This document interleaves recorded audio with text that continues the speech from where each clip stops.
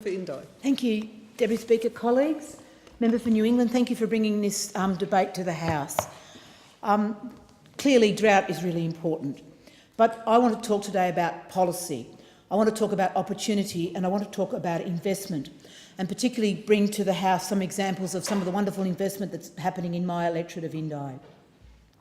So, in preparing my speech today, I went back to the white paper which Member for New England in his initial stages developed. Thank you for doing it. And I went looking for what the government policy was on the drought. And I have to say, I think we're left with an opportunity now to review this white paper and see what we could actually do if we put a mind to a comprehensive, inclusive policy about how we could think about drought. So if I could just give an example, one of my interests in drought, and I come to this topic with a long history in agri-politics, not only as a farmer myself, but with Australian Women in Agriculture and all the lobbying we did during the 1990s, and then in my business working with farming women.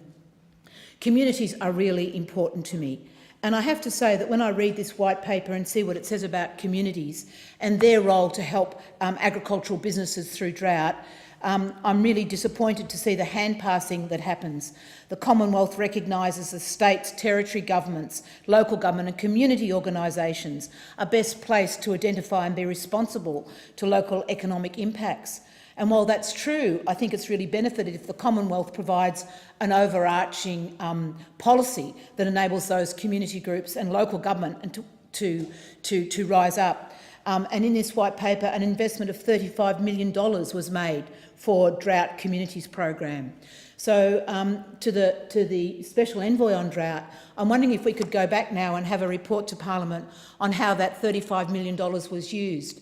And did it really help with the communities involved to make them drought prepared? The initial bit of work that I did from my perspective said no. So my first thing I think is this current drought is an excellent opportunity to now go back and review this document to see after 5 years or 4.5 years how well did it prepare us. And I think we could learn a lot from it. The second part of my talk today, I'd like briefly to talk about one of the opportunities that exist and call on the government to think at how it might actually do what it's doing, but perhaps do it better. And the specific example I'd like to bring to the attention of the Special Envoy on Drought is what's currently happening with funding for natural resource management. So not only have we been talking about the impact of the drought on farming families and farming businesses, it has a huge impact on our communities and how they work on NRM and land care projects. And recently the government has put out a tender for land care projects. And not only in my community of Albury-Wodonga, but I know across wider Australia, there has been a lot of criticism about this particular way of doing it. And if I could ask the Special Envoy on Drought to talk to his colleague, the Minister for Environment, and see if we can sort out some of the problems with the NRM money. At a state level, the funding level for projects that started on the 1st of July 2018 has been heavily cut. Regions were expecting a cut of 20%. However, it's been 37% cut across New South Wales and closer to 40% in Victoria.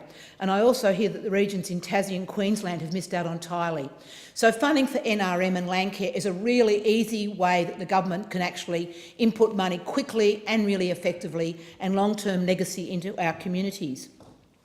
There will be projects that start on the 1st of July 2019. However, all the projects under LNP1 finished on the 30th of June 2018, and this leaves a huge funding gap for this financial year. This means that staff with a job in regions that are successfully funding for stage 2 but don't have the middle bit for now, and that we have to recruit people for 2019. So it's really poor planning on behalf of government. So what I want to say is there's a huge amount of opportunity that we could take now to fix up some of the problems in the system and deliver better. But the final comment I'd like to make, if I could, to the Member for New England is, could we talk about language? I'm a single woman farmer, I run my own farm.